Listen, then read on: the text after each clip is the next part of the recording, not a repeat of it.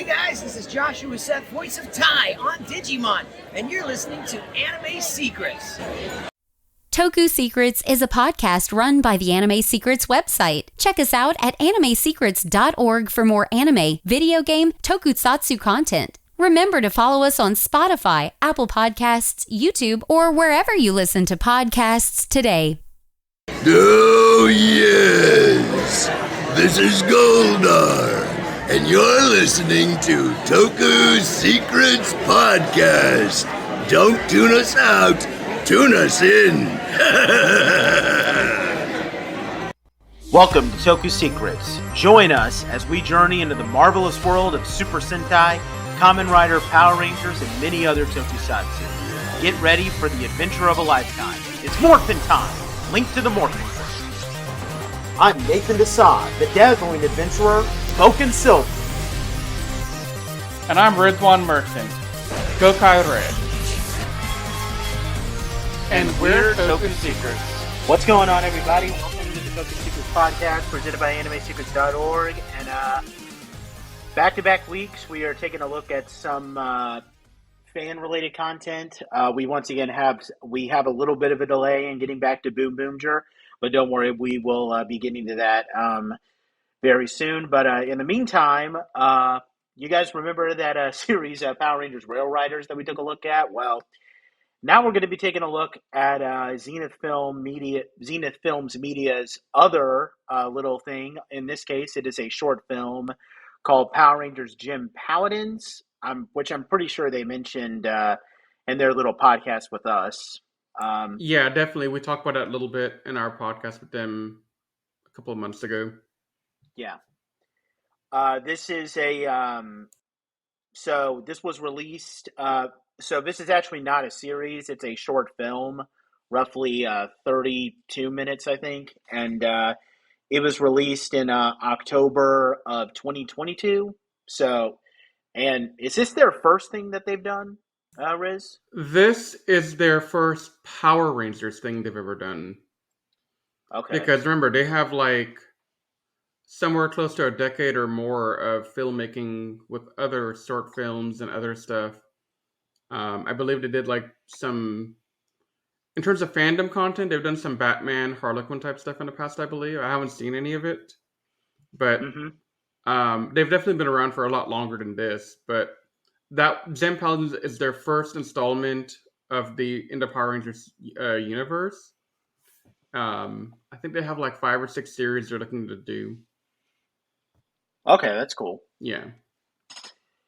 But yeah, this is an adaptation of Mashin Sentai Kiramager, which, for the record, I mean, most people should know this, but I haven't seen this Sentai yet. Although I'm looking forward to eventually checking it out. But with that said, we to just kind of go over a little bit on the gist of what this whole thing is about. Like, let's just jump in. Most of this, so first of all, it takes place in Stone Canyon. That's pretty cool. The often mentioned rival city of Angel Grove, or at least I hope that's what they intended.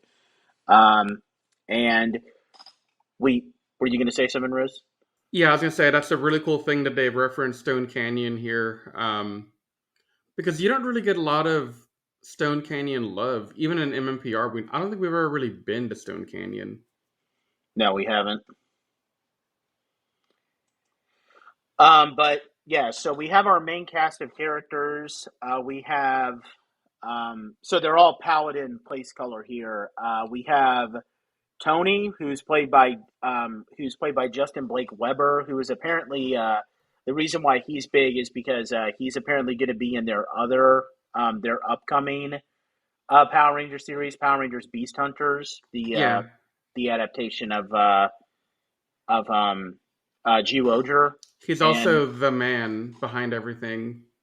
Yeah, that's pretty cool. Yeah, so if I remember correctly from the podcast we did with him way back in the day, like 4 or 5 months ago, I think they had somebody who was going to be Red, but something happened last minute, and so they were able to fill him to be Red, and they got somebody else to play director while he was off playing superhero. which really fortunate and really awesome because he's a really cool red, in my opinion. Yeah. We also have our Yellow Ranger, Julius, who's played by the same guy who played Tomas, the orange one, in Rail Riders. Must tell you my backstory. Please listen to it. Yeah, that's pretty cool. Yeah. And then the rest of the cast are people. I mean, I'm guessing that they've gone on to do other things, but they're not. They haven't been in. They weren't in Rail Riders or anything else. But we have Amber, Paladin Green, Cyrus, Paladin Blue, Jade, Paladin Pink, and Crystal, Paladin Silver. Yes, the Silver Ranger is a woman in this case, which that's actually pretty cool. Yeah. And a Sixth Ranger female is also pretty cool to me. So, really awesome. Yeah, I know. Technically, we had a female Sixth Ranger, which ironically enough is going to be the Sentai that we're about to cover, Goanger with Goan Silver. But if we're talking about just like one Sixth Ranger being a woman, so you have like 3 girls and 3 guys, that's pretty cool. Sometimes it would be awesome if Power Rangers did that. Yeah, it'd be nice to get more representation in general. Because you could see that there's some interesting representation throughout this little short movie. Mm-hmm. For example, Amber, played by Autumn Gold, the Green Paladin, in the beginning, she references that her girlfriend made the jackets that the team wears. Mm-hmm. So that's a nice little nod to the LGBTQ community. And her being green, pretty Yeah. nice little tribute to the Goat Green Ranger, isn't that true? Our girl, Tessa Rao, miss her every day. She's amazing. Yeah. But yeah, they're so the Rangers are battling against a villain force called the Jotunheim, and the main general that they're fighting is someone called Scythia, who usually appears as a as like a human form, and and at some point prior to the short film, so they're all Rangers at the beginning of the movie, but at some point prior to it, Crystal disappeared, and everybody's wondering what the story is with what happened with Crystal, and most of it, we get some big action scenes with them battling against the villains called with the foot soldiers called the gnomes, and during that fight, Crystal shows up. So after Crystal helps the Rangers, they confront her because they thought that Crystal was dead because they've apparently encountered her before, and then they confront her because she doesn't want anything to do with them, and we learn about her backstory, how she was originally from Earth, but then she got brought to the world of Crystalia. Again, sorry, I can't remember how to pronounce it, but yeah, she was brought there when a Gem expedition ship crashed on top of her, so they brought her there to save her life, and she got adopted by an explorer, and Ophilius is the main villain, who's the leader of all these organizations. He betrayed the royal family of Crystalia, and she felt, and her royal family, the royal family was also Crystal's family, and she felt guilty, and everyone thought that Crystal helped him because apparently, so she thought that Ophilius was one of the royal family, and because she helped him, everybody blamed her on it, and as well as her powers, because she was very different and she was always kind of an outcast on the world, and everybody already hated her. And she was so traumatized by this that, and not having a family, that she could no longer face herself. So she's come to Earth to take down Ophilius and get revenge on him for everything that he's caused for her. So that's why. But then the other Rangers, they say, well, hey, we can be your family because we care about you, and they convince her to join to join them, to become their family, and then they come together. They defeat Scythia with their Zords, which include the Gem Knight Megazord and the Diamond Drill Megazord, and everything ends all happy, handy, dandy. Everybody gets a photo together, and then there's a post-credit scene where someone unknown is seen using the Zenkaiger transformation gear. Again, we're not told who this person is, but um, he's fighting someone who is seen off screen, and we don't actually see him transform. We just see him hold up one of the gears that they use to transform in Zenkaiger. But yeah, that's about it. Yeah, I think they've been building up this. So he hinted a little bit about this in the interview that we did with them, that they have like a 5-year plan or something. Maybe it's 5 years, maybe it's less, to complete a their own Power Rangers universe, and it would culminate with returning characters and references to older seasons, stuff like that, as they keep building up. And we saw a little bit of that with Rail Riders. I think, yeah, it was episode 3 where we had a cameo by Kiramager Yellow Julius. Yep. He was in the cafe where they were like during one of the scenes when he was like, I think it was like, yeah, he was there looking for somebody, and he found the guy.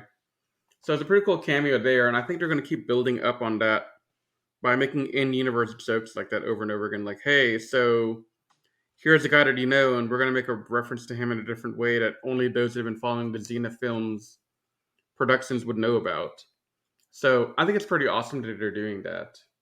Yeah, very awesome. So it might be down the line that we'll see this guy, again. Mm-hmm. And it might be that he's kind of tracking Ranger teams, and at some point he'll pull them together when he needs them. I don't know how they're going to do it, but hey, it's pretty awesome to me, honestly. Yeah, I definitely like to see how that goes down. Yeah. But so Riz, I just spent quite a bit of time talking. So, what did you think about this short film? So I was watching this with what I would consider a bit of an eagle eye for the editing, because one of my favorite things about Rail Riders, and honestly, one of the biggest draws of why I like it so much, is them seamless edits that they do, and the way that they, bring it all together. And I think they still knock it out of the park here. Now, I did notice a couple of, small things. I think, like, audio levels are a little bit off in certain places. Like when they're doing the dubbing part, the audio is a little bit louder, but then it's a little bit softer when we're, dealing with like the actor scenes that are original footage. And I only noticed it because I had to turn up the TV volume and then turn it back down at certain points, because I was like, oh, you're too loud again. Okay, nope. But other than that, I mean, this was a really clean edit overall for a fan film. The transition from uh, the original footage shot in Detroit to the stuff that comes from the Japanese Sentai, I mean, for the most part, it's all really seamless and pretty good. I also want to comment that I like the efforts that they went through to create the gnome foot soldiers that they had, because they had to get a couple of these different costumes out the door so that they could have an army of them. And they were fairly on point with what Kiramager had in their stock footage that they used.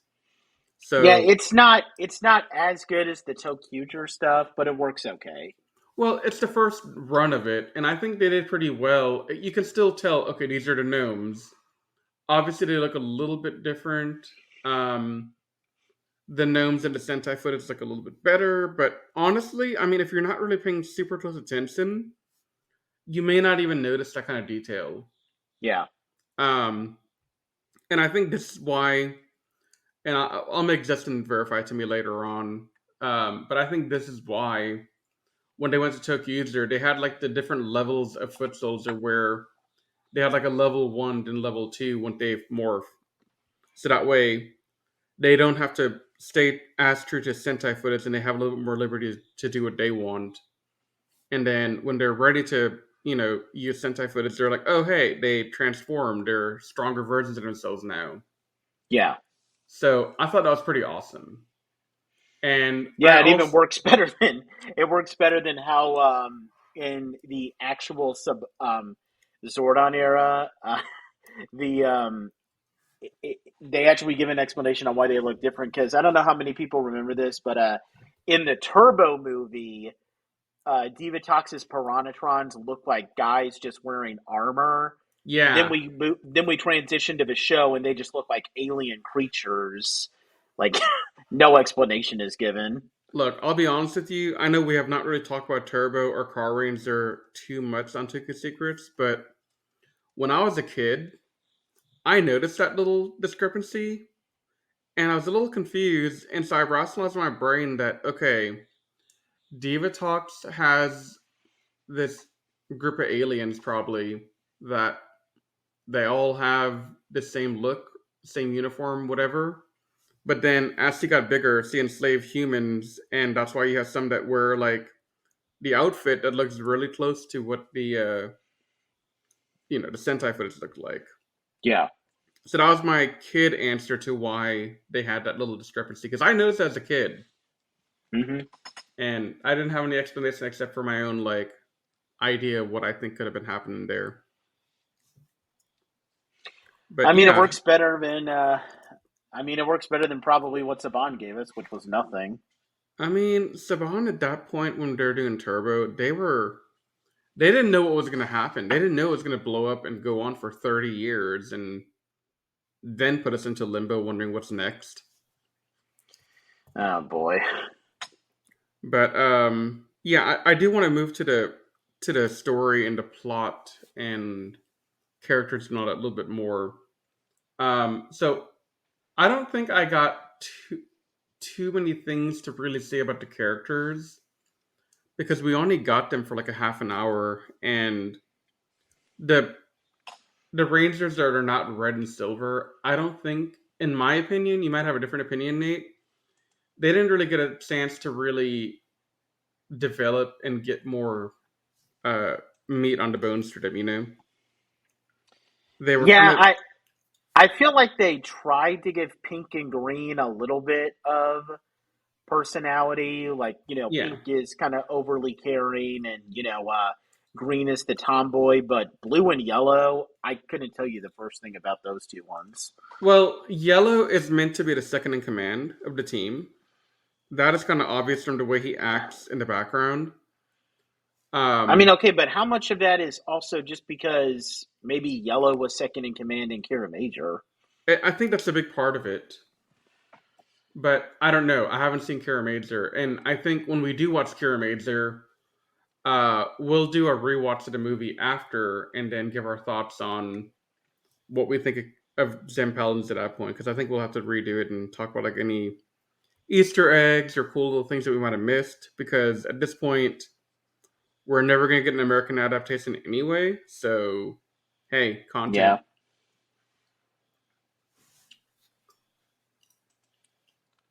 But yeah, okay, Yellow's supposed to be second in command, and he's also played by the guy who is the Orange Ranger in the Rail Riders one. But aside from that, I don't really know much about anything about him and Blue. I don't even know who Blue is.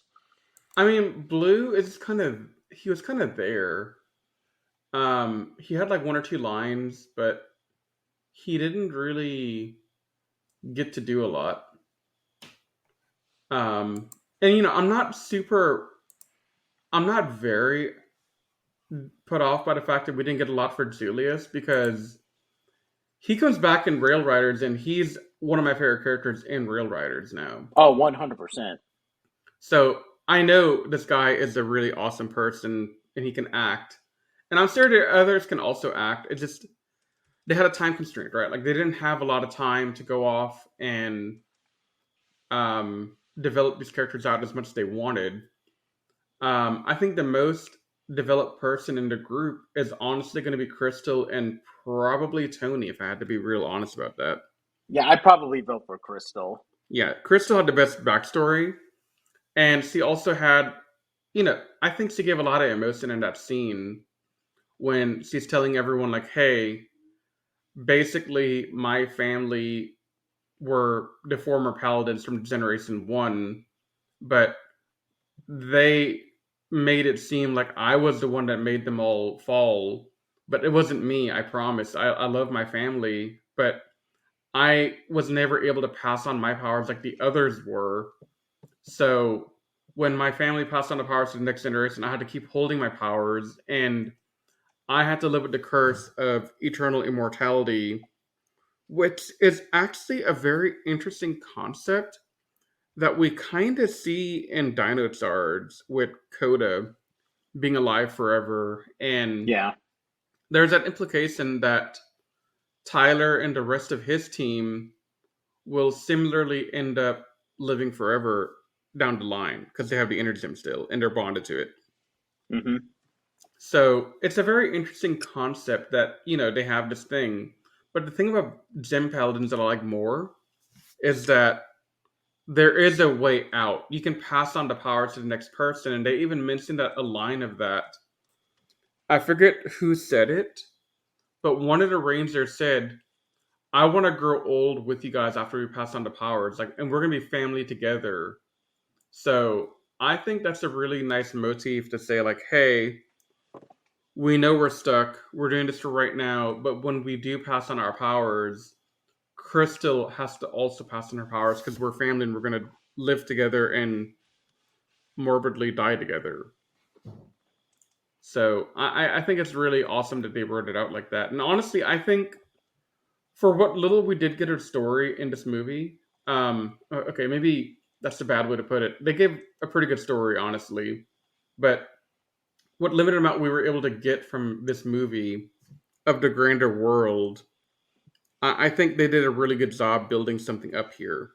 And I'll say it again. I said it last week, I think, when we did the Zero prelude for the audio drama, but I'll say it again here. These guys that are making this fan content just need to get hired by Hasbro. Get Carl to head up writing from the audio drama. Get these guys and probably the guys from Earnworthy and a couple other groups together and have them be the face of Power Rangers going forward to build our next season or our next reboot or whatever it is they want to do. Movie. At this point, I don't know what Hasbro's thinking. I know we had a weird rumor that, hey, the owner of Hasbro or some director or something tweeted out saying, oh yeah, we do have plans for Power Rangers, something big is coming. But what is it? We have no idea. I'm not gonna believe it until I actually see a trailer or I see some kind of proof of, hey, we're gonna adapt, I don't know, Kiramager. And we're gonna have this cast and we're gonna have this trailer just to get you kind of hooked. Until I see something like concrete, I'm not gonna believe anything coming out of Hasbro ever again. Yeah. But, I think Justin and his team and some of the other groups I've been watching, like the Unworthy team, Saturn Past, the Bloodlines with Christopher Kamen Lee, all these people have fantastic products. And over the next, I don't know, how much time it takes us to get there, I would like to cover more of their content and shout them out because they do really good work and they need to get more credit for that. Yeah. So, what do you think, Nate? I kind of went off there for a little while, so I'm going to let you kind of take it back. Yeah, I thought that I'll be honest, I get that this is their first time making it, so I don't want to be too harsh. I probably prefer Rail Riders because Rail Riders is where I kind of feel like they kind of got into the gist of like what they want to do, and and they are able to transition a lot more. I feel like the action scenes with the gnomes were handled pretty good, but I don't know, like um I don't. There wasn't as much of a transition between when they transform and then they try to like transition to Sentai footage with to kind of make it look as in the background. So I think they worked around that a bit better. Um, you know, but I if I'm going to be honest, this Rail Riders to me looks like it's something that Hasbro could put on TV and I would pass it off 100% as Power Rangers. This looks like an admittedly well made and fan production on a decent budget, but it still looks like a fan production. Yeah, 100%. And I think that's because, if I remember correctly from the interview, Justin did say that Gem Paladins was their way to test out things, learn the techniques, and get used to this kind of stuff. So, 100% I agree with you that this, quality-wise, is not Rail Rider quality, but it is still pretty dang good in my opinion. It's better than some of the, maybe not in terms of like the aesthetics, but it's still better content-wise than some other seasons I've seen of the actual Power Ranger franchise. Looking at you guys, Samurai and Overdrive and Ninja Steel. Yeah, for sure. Sorry, I just have to take a quick jab at those seasons because they all suck. Yeah, they do suck. So, but yeah, no, I totally agree with you. Like, I think us going in this order kind of hurt us because we got spoiled by how good Real Riders was in the editing, but also because we know this is the first incarnation of what they're going to work on as a studio. I think they did pretty awesome trying to get everything off the ground. For sure. Also, interesting little tidbit that I picked up reading stuff. This film is supposed to take place after the events of Beast Morphers. So they do have some intention of keeping this in main universe somewhat. Well, they're putting more effort into it than Hasbro itself. I mean, okay. I know what you're going for here, and I agree with the general spirit of it. But I think Hasbro's done a lot of things wrong, and a lot of things I don't like. But the one thing I will give Hasbro that I think they did really well is they took basic lore that we've had for decades in the franchise, and they started expanding on the concepts and building them out and making them something. Did all the ideas hit the way that we wanted them to do? Probably not. Looking at you, Morphing Masters, but they at least gave us continuity that made sense. They invented the idea of the Morphing Masters being something more than a reference in season 1, and I think that counts for something. Especially when you start to say, hey, they tried to tie together this with, what was it, Megaforce and Beast Morphers. So Hasbro put an effort to try and tie in continuities together and make stuff make sense. And Ninja Steel, I have a debate in my head on what's factual and what's not, of what I'm about to say. But my understanding is the latter part of Ninja Steel was the early beginnings of Hasbro taking the reins, which is why we had the Dimension in Danger episode where they had the alternate universe stuff and the transporters and the teleporting and all that between universe stuff, because that they're trying to do something. Yeah. So I think I get the spirit of what you're trying to go for, but I also do want to give credit where credit's due. That at least they try to give some semblance of a continuity and an overarching lore. And I think the fan production team is going to hit it at the park continuously as they build up their franchise and stuff that they're working on. In Hasbro? No, Zenith. Oh, okay, yeah. Zenith I have 100% confidence in. It's Oh yeah. Hasbro, So, yeah. I don't know what's gonna happen. I think they're gonna just kind of continue to make some pretty cool comics. Like, I'm excited for the comic coming out next month or this the month after. the Prime universe stuff. I'm really excited to read that stuff whenever it comes out. But yeah, in terms of like Gem Paladins, I thought this is a pretty cool short film. Again, I don't know anything about Kiramager, but watching this and seeing some of the cool like transformations and mech battles, I am gonna give this a little bit more attention in the future because I know Anthony's told us, I know other people have told me to watch it, but seeing some of the stuff in this production has given me more valid reason to go watch it, other than friends telling me, "Hey, you need to go watch it." Yeah, I mean, there's other reasons to check it out, like like the fact that the actor who plays their mentor is the star of like a viral video in Kiramager. I Yeah. know nothing about that. Oh yeah, like I mean, having big comedians play characters in Super Sentai is already kind of big. I mean, I've kind of gone off of it, but like the guy who plays their mentor, he's not a huge comedian, but he's well known for like this one video where he's playing a star and he does like this song where he goes like, "I have a pen, I have an apple, apple pen."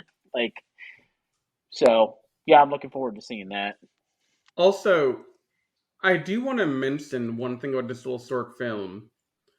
Looking further down, and if I'm to believe all of this uh, mapping that I'm seeing, Zenith pulled together stuff from episode 0, episode 1, 3, 12, 13, 17, 22 from Kiramager, and scenes from one of the movies, it looks like. So, like the Red Ranger's debut, Paladins versus Gnomes, Silver Ranger debut, which I kind of wondered in the beginning, like, are they pulling this stuff from one episode or multiple? Because Yeah, it had to be the multiple. editing, it just seemed like they were pulling together a lot of stuff from a lot of different places. So it's kind of cool that this fandom wiki thing that I'm looking at appears to have some kind of mapping to the original Sentai stuff. How accurate is it? I don't quite know, but it does bring up the point that I do want to make on a more general term that, hey, this was a pretty intensive edit where I think Justin and the crew had to sit down for a long time to really figure out what do they want to take from where in Kiramager to make this work. And then what original footage do they need to suit to fill in the gaps from the footage that they can take. And that in itself is a big achievement. Yeah, definitely.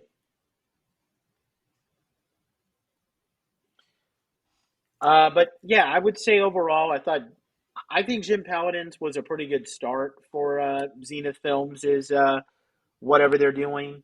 I and yeah, I mean, definitely a great way to start. I definitely want to check out Kiramager a bit more. Like I said, I mean, it definitely looks a bit more like fan production than Rail Riders does, but I'm willing to. But it doesn't bother me as much because that your first time is not going to look like a complete masterpiece. So I can't be Exactly. too harsh on that. Yeah. But yeah, I would probably give this. I mean, I have to admit, I kind of wish that this was more of a series, just so we could get more of a time for some of the other Rangers to shine. But I'm still probably willing to give this a like maybe I'd say probably an 8.5. I think. I was leaning towards 8.5 because I think the Real Rider stuff that I've previously given scores on was all like a 9. I'll have to go back and listen to the podcast, but that's what I'm kind of thinking. Yeah, yeah, I kind of feel that way. Yeah. But yeah, no, I really enjoyed it a lot. And I know episode 5 is supposed to come out later this year. I'm not going to put a date on it, even though I've been told a date. Just so Justin and them have some time to kind of get it done. But after this, they're also going to have Beast Hunters. which is going to be the adaptation of Zero Ozer. And then after that, I believe they've announced Kia Ranger as their next adaptation. And then Oh, man. Lupin Ranger, Pat Ranger following that. And I feel like at some point after they're gonna have Zenkaiser, just based on the fact that we had that little cameo at the end in the post-credit scene. Mm-hmm. So, yeah, I think this is gonna be pretty awesome. Yeah, and those are all Sentais that I'm going to be checking out. So well, I'm already checking out Q Ranger, but yeah, so I definitely would look forward to that. Yeah, I've seen some Kia Ranger and I've seen some Zenkaiser, and I like both seasons from what I've seen so far. Yeah. So they're pulling from some good material, and I've heard a lot of good from the Lupin Pat Ranger stuff as well. Now, if they could only take Sentais that weren't adapted into good Power Ranger Sentais and turn them into good Sentai Power Ranger seasons, Operation Overdrive. So much potential. I'm not going to say anything about Ninja Steel because I think Ninja Steel was just a Sentai that was just going to be doomed to be terrible from the starting gate because the Sentai isn't that great. But yeah, Operation Overdrive is probably my number one example. Lost Galaxy is probably another example on a lower scale of severity. Yeah, but most people like Lost Galaxy, so we're kind of in a minority on that. Yeah, well, I live in a minority for a lot of things. It's okay. Yeah. But anyway, that wraps up this one. Again, we apologize that we weren't able to get to Boom Boomger today. We have some stuff going on behind the scenes, but we are going to be working toward getting that done quickly so that we can move on to Go Onger. And yeah, we still definitely have a lot of things planned for you guys. A little bit of a thing here. We're recording this on September 30th of 2024. So when this gets posted on October 1st, if you guys ever have time, check out my blog, Toku Sentai Blog Ranger on Instagram, because that's where I'm going to be doing the Power Rangers 30-day challenge for the whole month of October. So definitely look forward to checking that out, because I'm personally looking forward to revisiting that because it's been like 10 years since I've done that thing. But aside from that, we will be revisiting Boom Boomger and then quickly following that up with Go Onger when we get back. Yep. And we hope you guys will join us for that. But until then, bye for now. If you enjoyed listening to the Toku Secrets podcast, please check us out at animesecrets.org and follow us on all our social media pages such as Twitter, Facebook, and Instagram. And also feel free to check out our other podcasts, including Anime Declassified and the Jedi Squadron. You can also leave us any feedback you'd like to offer us directly on our website. If you're listening to this on Spotify or iTunes, we thank you so much, and please leave us a rating out of 5 stars.